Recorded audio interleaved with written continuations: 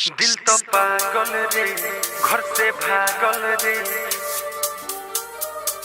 दिल तो पागल रे, घर से भागल रे।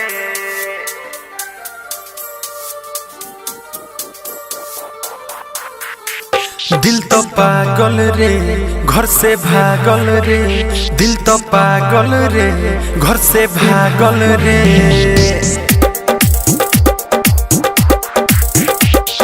ससुरा के पता तोरा खोजतावे रे, खोली नेट में पावा तो देखता। मिले खातिर तोरा से बेचैन बावे रे, ले के फोटो सुन तोर निरेखता। दिल तो पागल रे, घर से भागल रे।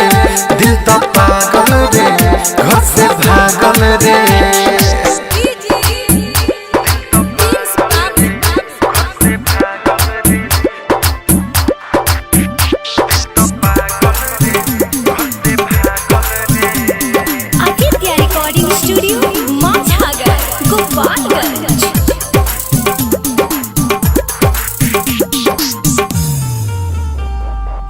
घरवा दुआरे सब छोड़ रे, तोरा से नाता लेनी जोड़ रे।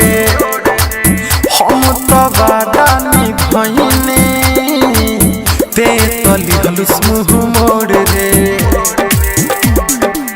घरवा दुआरे सब छोड़ रे, तोरा से नाता लेनी जोड़ रे। हम तो वादा निभाइने, ते तली हलुस मुँह मोड़ रे। दोसरा से सुनते शादी कइलुस, कही के मोर बर्बादी। ओही दिन से कुछ न सोहात बाटे रे, मन करे खुद के जरा दे। दिल तो पागल रे, घर से भागल रे। दिल तो पागल रे, घर से भागल रे।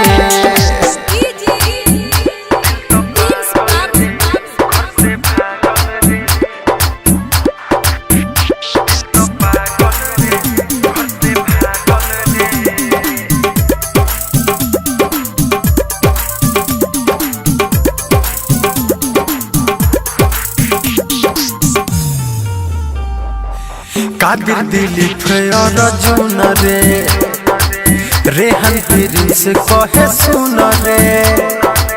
दीपक दीवाना के अखिया से अश्क बनी बहुत खून रे।